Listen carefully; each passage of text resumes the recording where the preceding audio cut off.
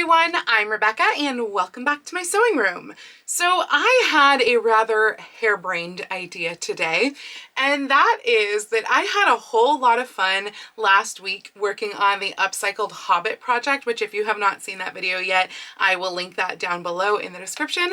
But I had a lot of fun with that, and it dawned on me today, wouldn't it be like just as fun if I tried to do that same sort of thing except make it as a Bridgerton dress? So that's what we are doing today, because right now as I am filming the beginning of this video here, it is less than 1 week to the release of the upcoming 3rd season of Bridgerton. By the time you're watching this, it will have already been out, so I'm sure you will have already seen it. But at this point, we're 1 week away from Bridgerton, and also on top of that, I'm actually going to a Regency tea next weekend as well, and all of my Regency stuff that I've had in my closet has been in my closet forever. Like, I have not made a new Regency dress in at least a few years, and most of it's like probably getting close to a decade old at this point. So wouldn't it be fun to go to the thrift store, see what I can find fabric wise or like other clothing that I could potentially upcycle, and put together a kind of Bridgerton style Regency dress. So that's what we are going to do today in this video. I'm going to take you with me to the thrift store and we will see what we can find. So I've come to the curtain section first, and honestly, it is delivering. There's a lot of options here. Obviously, it's all polyester, but like, look at this. 3 sets of this, 2 sets of this. Down here, I'm almost tempted to go like super, you know, not historically accurate. There's 2 sets of that. Look at all of these. This, I don't know if you can tell, but there's a floral damask pattern on it. It's so polyester though. I don't know if I'd want that like actually on my skin, but there's so much of it. But what I have put in the cart already is this burnout velvet, like very Lady Danbury, right? So that could be super, super fun. I found a couple of really pretty sheets as well. Like that might look really nice with the burnout velvet, or there's this, but I just have to ask, who is it nowadays that buys sheets that are not made out of cotton or linen? Like, they feel so awful. How do you sleep on those? I know that sounds totally judgy, but let me know in the comments if you are someone who sleeps on not cotton sheets. I just had to show you this because look what's still here. The other 2 or 3, now it's growing. I swear there were only 2 extras last time from the Hobbit cape. When you're trying to make something like a Bridgerton dress, it is totally valid also to look at like pre-made formal dresses. Like some of these are freaking gorgeous. Oh my god, if I was a size 2, look at that. But the problem with using a pre-made dress is, especially if you're a plus size, it's going to be hard to find enough fabric within the dress to actually like make it fit you. Like this one is a larger dress, but it has like no skirt, so I don't think that's going to work for me, even though it's really pretty. Look at all that beadwork. Did I find someone's like handmade Victorian skirt at the thrift store just now? Well, yes, I definitely did. For a whopping $4.99 for a tiny, tiny person. But I mean, hey, that's a lot of fabric. It's not gonna work for this project, but cool to see. They normally save these sorts of things for Halloween. Another area to check out is if your thrift store has a global fashion section. Mine does. That's this whole section over here where that Victorian skirt was, oddly enough. And especially for Regency era, they really took a lot from Indian fashions. And so there might be things in here that could be quite useful. This one is absolutely tiny, but it has a beautiful shawl that goes with it. So, you know, something to keep in mind. I don't think this one's gonna work for me, but gosh, look at that. That is beautiful. By the way, I'm trying to keep to a budget of like $40 or max $50 for this. I don't really have coupons today, but this whole set is only $13 and it's stunning. Like, oh my gosh, stunning. If this was my size, I would totally figure out a way to incorporate this, but I'd have to just completely cut it up, which would really ruin it. Like if this was the size of the bodice that I needed, I would just use that because it's beautiful. So I'm kind of torn because I really haven't found that much else besides what I initially showed you in the curtain section and the pieces that I pulled into the cart. And for one thing, I'm debating about cheating because I actually thrifted, I think, a set of sheets or something that was the exact same color as this that I have not yet used. And so I have already thrifted it. It's already at home and it could be used. It has like a sateen stripe woven into it. but it would be really pretty. This is only 90 by 100, and I did also notice one small spot on it, though it is near the edge, but I just feel like with 90 by 100, I don't think I can get a full dress out of it, which sucks because it's so pretty together. But yeah, I don't know if I'm feeling that. This is definitely enough to make an open robe, but it really does not look good over this, like, because you can see the pattern through it. Maybe you can see the pattern through it. I see the pattern through it. So like that. And I'm also wondering, is this just gonna be like too big of a velvet burnout damask when we're talking about the bodice? Like, it'll look nice on the drape, because I'm thinking about this as an overrobe. And yeah, I don't know. I'm not sure if I'm feeling anything, to be honest. I might try another thrift store. Okay, I think I'm actually gonna go with both the burnout and this, because I might be able to get like an open robe out of this also. So maybe I will use the stuff that I already have at home to make like a base dress and then 2 overrobes. Am I that crazy? I don't know. It's possible, but they're pretty inexpensive and they're all in that sort of purple family, and that will give me options. There we go. So it's actually not even enough to use a coupon on, but look at that, $15.96 for the both. All right, I am back from the thrift store. It is the next day. Fabrics have been washed, and let's talk about what fabrics I have here and what exactly I'm doing. So this is the one that I already had at home. This is a striped cotton sateen duvet. And because it's a duvet, it's two-sided, so that's great. So it is all of this, and then of course doubled, twice that. So plenty for a dress. I think that's going to be just fine. And then we have the poly that I got, that was the sheet, which I don't know why this poly sheet was more expensive than these curtain panels, but it was. Again, you know, not too bad overall. And unfortunately that one small stain that was on the edge of this did not come out, but that's okay. I should be able to do what I want to do without having that in there. And so here is where the harebrained idea comes in, besides this entire project in the first place. For one thing, when I came up with the idea for this project, I was like, oh, it's fine. I mean, I'm working this week, but I've got like nothing going on. And then I remembered that I'm busy 3 nights this week too. So we're gonna see how this works. I am starting this a little early. It is only Sunday at this point here, so I do have today. But this is the plan. So with the purple sateen, I am going to make kind of your bog standard Regency dress. Like I'm gonna do a short puffed sleeve. I am almost certainly going to do the slightly gathered front, just because I think that that is the most flattering on me.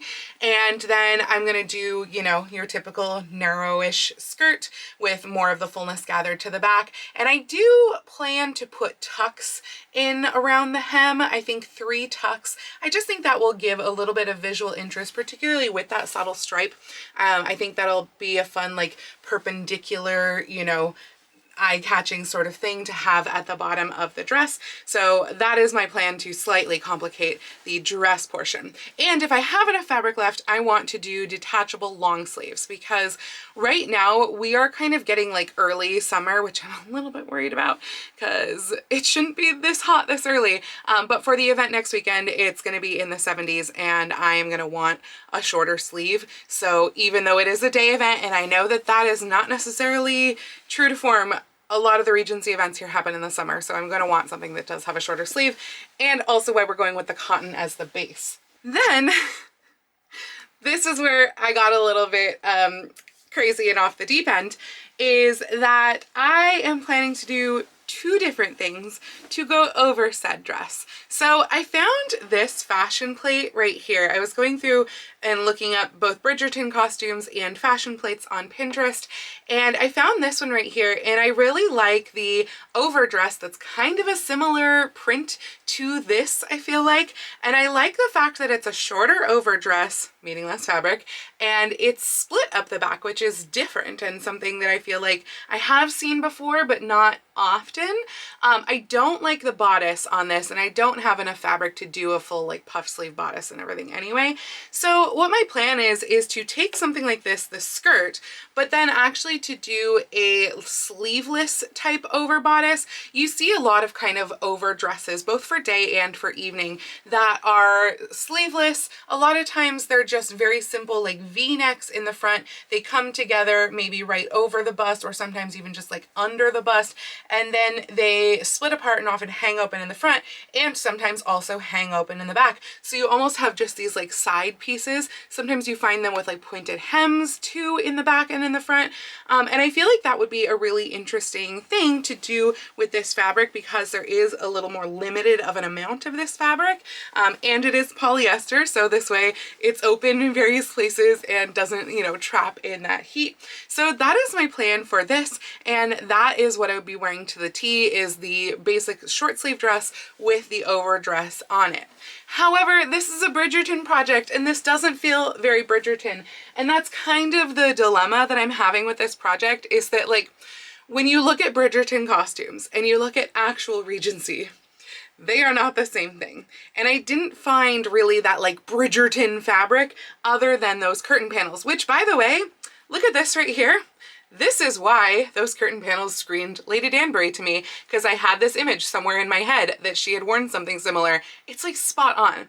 Now that said, I'm not going to make that because that's just too much, and also like this is a sheer base because it's the burnout velvet, and I just don't want like that much structure to it. I feel like, I mean, it's appropriate for Lady Danbury, but I feel like it kind of ages you when you have that much of a deep and a dark and like structure and everything. So I'm going to do an open robe. So an open robe, how that kind of works, and I believe this is a form of pelisse, but basically you again have the sleeveless look, and sometimes these pelisses would come and just close under the bust. I feel like that's the most common, where you see it kind of come around and then go under the bust and then hang down. And sometimes you do see them actually go over the bust as well and then hang down. I think I'm gonna do the under bust, but we'll cross that bridge when we get to it. But the pelisse is going to like have all of the fullness in the back and everything. They kind of come to about here as far as where it hangs open, and then again this is going to be sleeveless, or at least my intention is to do the sleeveless. To be honest, I probably have enough fabric to add sleeves, especially since it doesn't come all the way closed in the front, but again, we might cross that bridge once we come to it and see what it looks like over the base lavender dress. So we're going to be starting with that base lavender dress, and we're going to be using a pattern that I have used before. In fact, the last time I used it was when I made my Bridgerton dress a couple of years ago, which I realized I didn't consider when I was like, I haven't made a Regency dress in a really long time. Technically that is a Regency dress, but yeah, that was like 2 years ago that I made that. So this pattern is, I think it's 137, but I marked this. This was a test version of the pattern, so this pattern number may not be correct, but it's a Laughing Moon Regency gown pattern, back closing with 5 sleeve options, and I have now used this, I think 3 times. I pattern tested it originally, which I think was a Swiss dot cotton daywear one, and then I used it again for my evening gown. I'm pretty sure that was the same pattern, and then I used it for Bridgerton, and here we are again. It's a really, really great pattern. I will link it down below. Assuming that it's still available, I'll link that down below in the description so you can get yourself a copy of it. But I really do like Laughing Moon patterns. This is of course not sponsored or anything, but I feel like they just go into a lot of depth in how everything goes together. And I have the kind, because this was a pattern test, you don't print at home, but I think they do also have print at home. Just keep in mind it's going to be a lot of pages if you print it at home. So I am going to make the basic like short sleeve version. I think that's a view A, and I have used this sleeve before. I used it for the Bridgerton one. I did increase the length of that sleeve so that I get more puff basically to the sleeve, more height on the sleeve.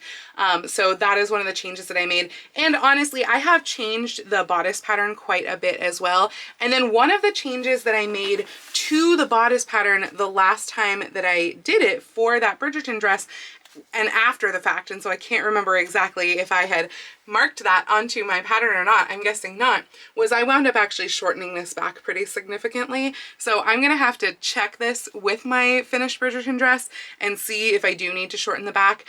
that could very well have been because those were heavy, a lot of like, I mean, they weren't heavy fabrics, but altogether they were heavy, and it could have been that it pulled the back down. So part of me is tempted, because I've used this pattern in the past without doing that, to just cut it as is and then shorten it if necessary. I definitely could do that.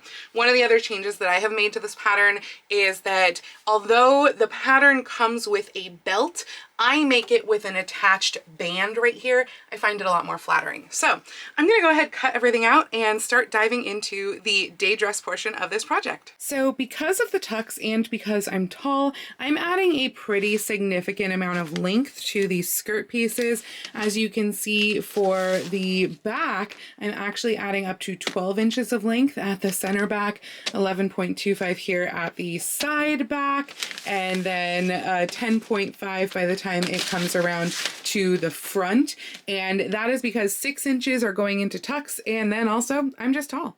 Something that I'm experimenting with here is actually marking my tucks while everything is being cut out and is laid flat. I think that will be the easiest. Basically, I'm going 39 inches down from the center front, and then I'm going to increase like that distance by how much each of the successive panels is longer than each other, and hopefully that will work. To space your tucks, mine are going to be 1 inch thick tucks. I'm marking the fold of the tuck. Hopefully that's going to work.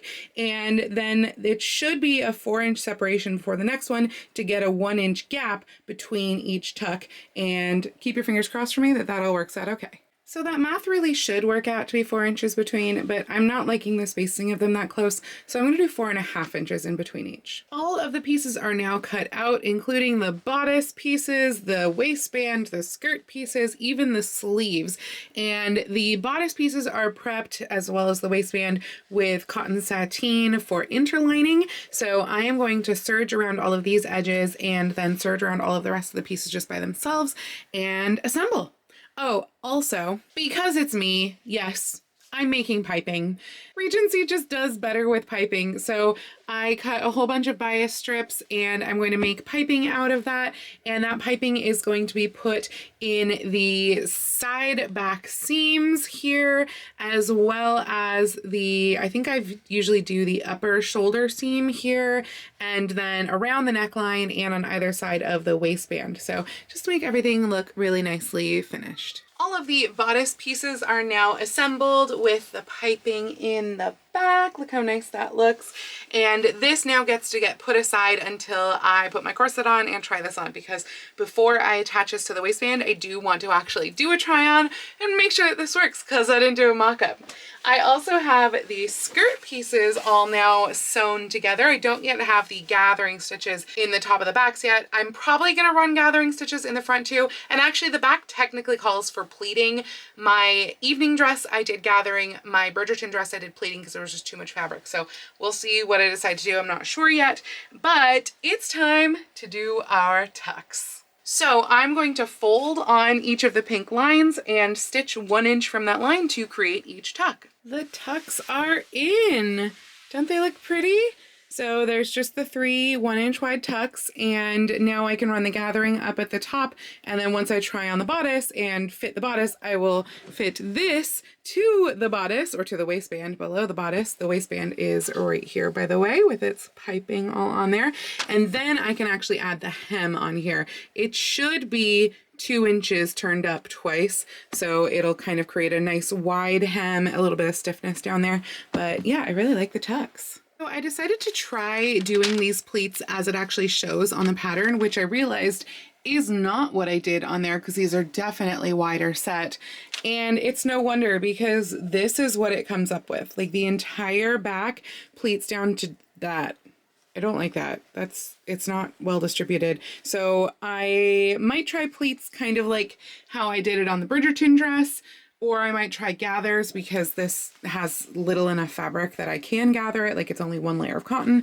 But yeah, this is not going to be it. Bodice is on and kind of roughly pinned in place in back. Basically, I can put a pin in the top and in the middle, like before I pull it on over my head, and then I can just kind of blindly feel back here to overlap and pin. So I'm going to attempt to make a mark as to like where it's overlapping, but I basically tried to go for 1.5 inches, which is what the overlap is meant to be. And then I pulled the gathering stitches a little bit tighter here. And then once I add this, it will look like that. And then the skirt below. So I am going to attach all of those pieces together. And I am also going to make up the sleeves and attach the sleeves in.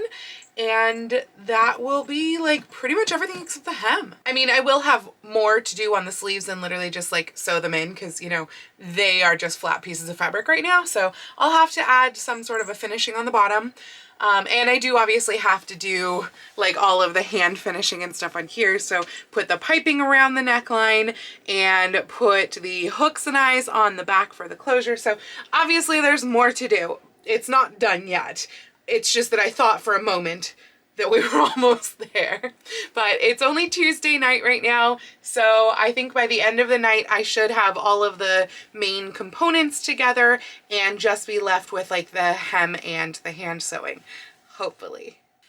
Sleeves are attached, skirt is attached, sleeves have their little cuffs, and all of the edge, like the piping, the facing, etc. is all pinned in place, ready to be hand sewn. So that is the next step now. I did actually do a facing on the side that is going to be like the underlap side. So this side is going to overlap on top of that with the hooks and bars. So those get to get sewn on now too. So in other words, I have a lot of hand sewing to do, and I am going to get to it so that once all of that's done, I can put this back on and mark and pin and hem the hem, and then the underdress portion will be done. So I have the dress on now, as you can see, and I thought that I was ready to mark the hem, but as I'm looking at it in the mirror, I feel like it is dropping down a whole lot on the sides over here, like the side of the bodice underneath the arms. I think it's just too long, from about here to probably about here. So I think I need to reset the waistband at those parts and just pull that up just a little bit more and like make that a little bit better. I'm also wondering this bit right here, I don't know if it's coming off on the monitor, but when I was looking in the mirror, it was feeling like the waistband here is a little bit wider than the whole rest of the waistband. So I might have to take a look at that and see if the piping and the skirt need to be reset, which I'd really rather not. That's a much more annoying fix to do than just like taking up the bodice here, because the piping is attached to the waistband before the skirt gets attached to the waistband. So I am gonna fix this, I think, and look at that and see if it needs fixing, and then I can mark the hem. I brought up the bodice so the waist is higher at the sides. I actually started it like here and brought it all the way around to the side back seam that's piped, and I think that that is looking a lot better, a lot more even. I actually brought it up about a 1/2 inch where like the side seam is, and then tapered it out front and back from there. I checked around the band.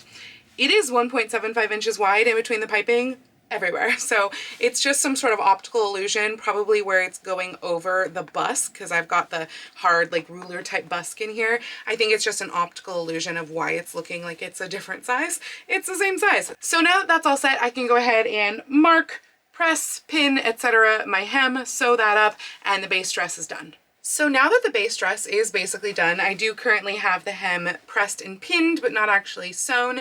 And I figured while I still have all of the corset and everything on and the dress on, let's take a look at the overdress. So we are talking about the like day version that I'm going to be wearing for the tea on Sunday, and I made a little mock-up right here. So this mock-up is actually based on the exact same pattern, and I've just made some modifications to it. The main one being it's now in 2 pieces and the neckline is totally different.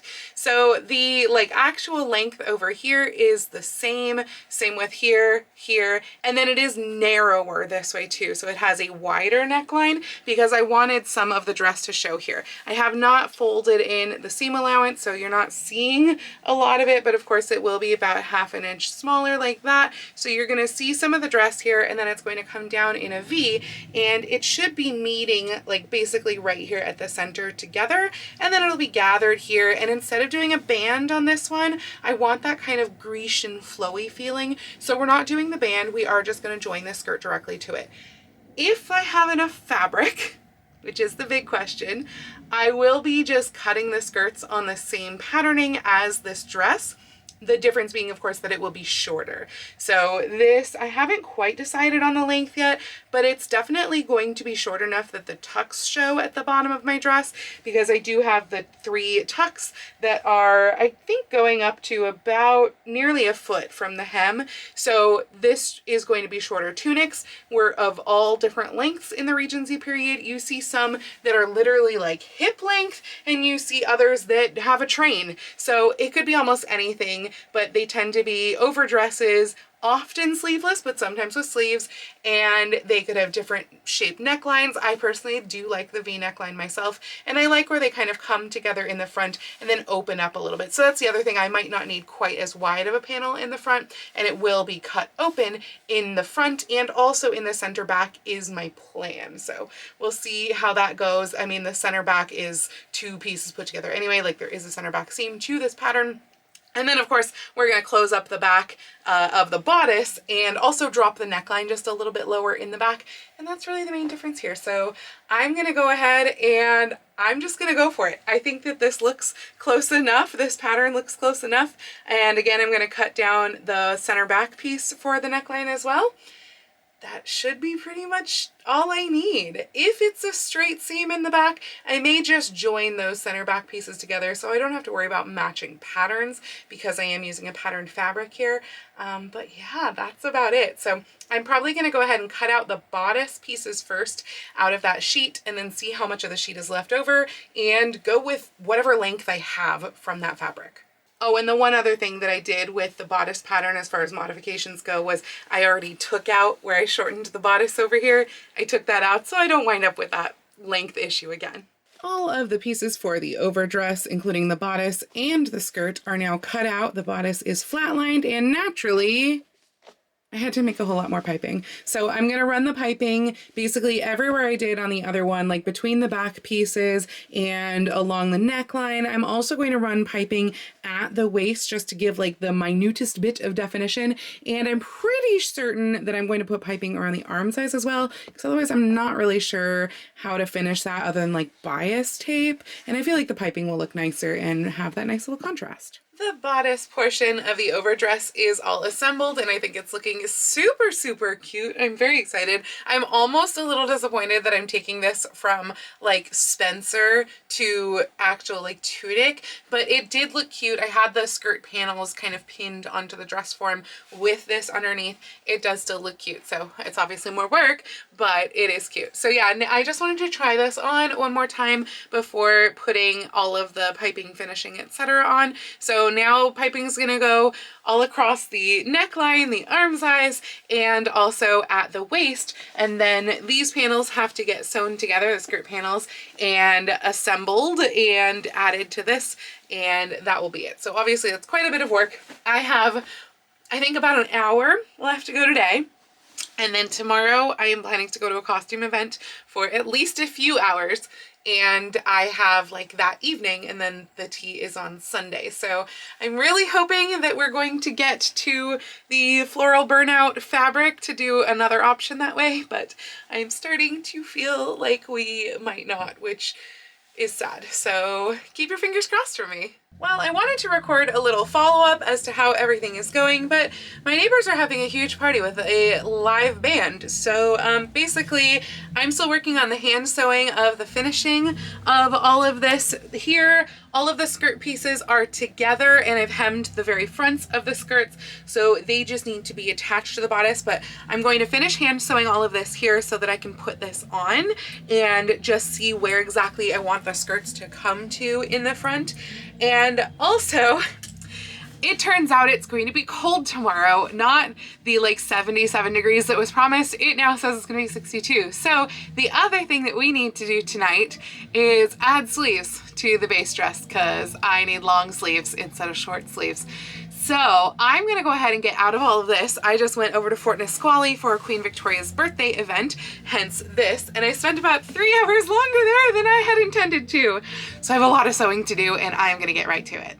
So the annoyingly loud music is still going on, so I do apologize for any background noise that it's happening. It's been a couple hours and it will probably go on for the entire rest of the night because every time they've done this before, it happens until like 2 to 4 in the morning. It's really fun. Anyway, I'm trying this on one more time to accomplish a couple of goals. One, I need to figure out how long my sleeve needs to be. So I'm just going to take a measurement that is basically 1 inch longer. So I get 1 inch overlap up here down to kind of the lower part of my wrist. I feel like Regency sleeves are honestly fairly long, almost hitting the top of the hand generally, as opposed to like wrist or anything. So I'm going to take that measurement and also the measurement that I need to get around my hand because I don't want to do any sort of like closure at the bottom to make it that narrow where I have to actually open it up to get my hand through. I never really like those sort of things. So I'm just going to make it wide enough for my hand to go around. The top measurement is just going to be the measurement of this cuff. So that is pretty easy. And I'm just going to cut it out of a single layer, like serge the edges and sew it together. I might finish this with piping because that's what I would prefer, but it would mean I'd have to make more piping because I literally had 0 piping left after doing all of the piping on this. Like literally I've never been that close to the wire with piping before. It was the last inch of piping that I used and needed to do all of the piping on this. So that's how the sleeve is gonna work. And I mean, I'm basically just gonna make it like a trapezoidal pattern. I do have the sleeve pattern that goes with the dress. I don't think I need it, honestly. You can just kind of, for a sleeve, it just winds up being a trapezoid like that when you're not talking about the top part fitting it into a shoulder. So I did do all of the hand sewing on here and I have attached the backs because the back part is pleated. So it's just where I want the gathered part to go to. So let's try this on and see what kind of an overlap it has in the center front so that I can mark for closure and also see where those skirts need to go to. But because my monitor is just not big enough to see the full look, I'm gonna do this part in front of the mirror. So I'll show you what it looks like once I have it pinned in place. So first off, this is our overlap. So it overlaps by about 1.5 inches, which I had kind of planned on 1 inch, but 1.5 inches is totally fine too. And it actually makes this being not center look a little bit more deliberate than if it was like a 1/2 inch off. So I think that looks really good. And then the spacing, I think I like this because now I'm really still seeing the dress underneath and it doesn't like look like it's only gonna show if it, you know, flips open. So I like having that bit of spacing. It winds up looking even a little bit wider towards the bottom. So that is great. So now what has to happen is I have just the fronts pinned in place and I know where they're marked to, which is these 2 little motifs right here because they are even on both sides. I tried to match the pattern as much as possible between the opposite sides. And now I get to just gather this up the rest of the way and sew that on and then do a couple of hooks and bars for the closure. Once that is done, then I can check the actual hem and measure it and do the hem part because it's hard to, you know, do that when it's not fully attached. Though I just noticed something that's really annoying me and I don't know how to fix it, and that is the bias stretch that has happened on the back of the neckline. Look at that.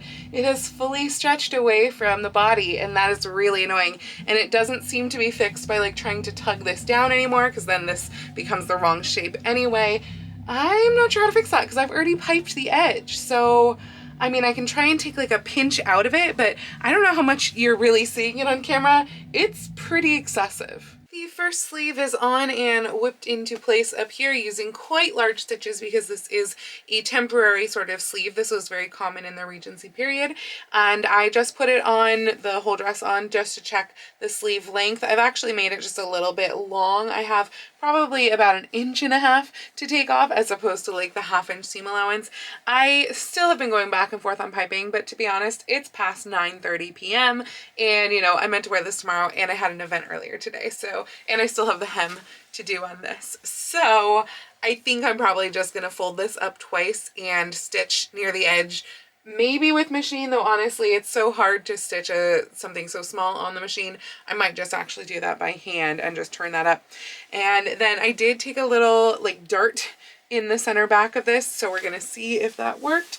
All of the hand sewing on this is now complete, and I even have the hooks and bars on the front, so hopefully it means that this is done other than the hem, but we will have to see. So I'm gonna go check the hem and check how all of it looks in the mirror, but that is the general gist of things here, and it's also split in the back, as you can see, like that.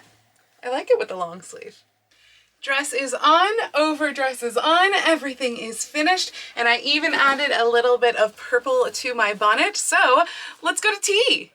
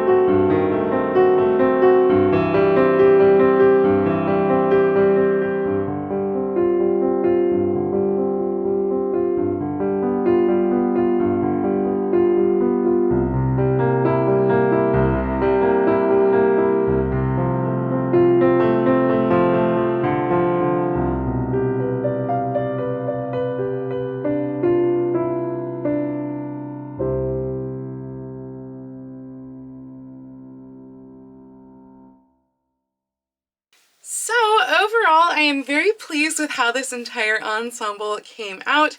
Obviously, I had intended to do the 3 pieces and also use the burnout velvet that is back there to make the second overrobe, but that was not meant to happen in 1 week, where I also worked and had 3 nights busy with theater stuff.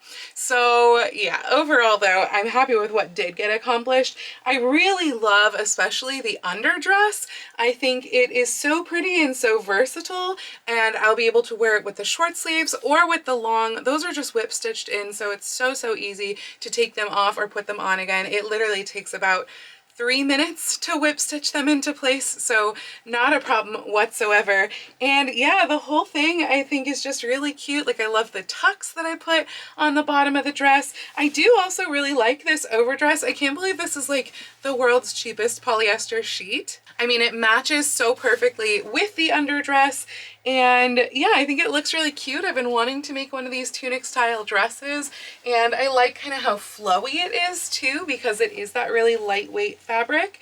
So yeah, overall, I'm very pleased with this. I will definitely be wearing this again. There's so many Regency events that take place, more than any other era, at least in my area, and so it's always good to have kind of a large Regency wardrobe because, let's be honest, or at least in my opinion, the dresses themselves are pretty boring. So it's good to have a closet worth to choose from so that you have kind of, you know, some choice for any sort of occasion, day and evening. And honestly, with the short sleeves, I could even get away with wearing this as kind of a, you know, simple evening dress. And I might still make that overdress. I mean, I have the fabric. I spent the, like, what was that, $7 on it or something like that. I might as well use it. So maybe I'll try to time that with like Bridgerton Part 2 this year. We'll see how that goes. But I am very pleased with this. And I did get a random person while I was out taking pictures comment of like, oh my gosh, you look so Bridgerton. So hey, success, right? Even though it is a little bit simpler than you see, of course, for Bridgerton. So at this point, I've already watched the show twice through, the first 4 episodes, and I want to know your thoughts. Have you watched it? Did you enjoy this video? Did you make something for the release of Bridgerton, or did you do anything special? Maybe like have a tea or anything like that? I realized I didn't show you the tea from today at all. It was kind of a bit of a scramble in there. I feel like the servers were not prepared for us. Even though this has been in the books for a couple months, I feel like they just were not prepared. So I'm not sure what was going on there, but it was a bit of a rough tea. But still, the company was wonderful. And overall, I did have a good time. So anyway, that's going to be it for this video. If you like this video, please go ahead and click the thumbs up icon. And if you'd like to see more videos like this from me, please go ahead and click subscribe and the little bell icon to be notified every time I post a new video. I do post videos here on YouTube at least once a week, with sewing vlogs like this out on Tuesdays and sometimes additional content out on Saturdays, but I post every day over on my Instagram, so please go follow me on Instagram. That's at Lady Rebecca Fashions. And if you'd like to help support all of the work that I do on this channel, I do have a link to my Patreon and my Ko-fi down in the description below, or you can send me a super thanks or join my YouTube channel memberships right here on YouTube right below the video. I'd also like to take this time to give a special shout out to my Edwardian level patrons, Jean, Dan, and Kim. Thank you all so much for joining me today. I hope you all have a wonderful week, and I will see you very soon in my next video. Happy sewing!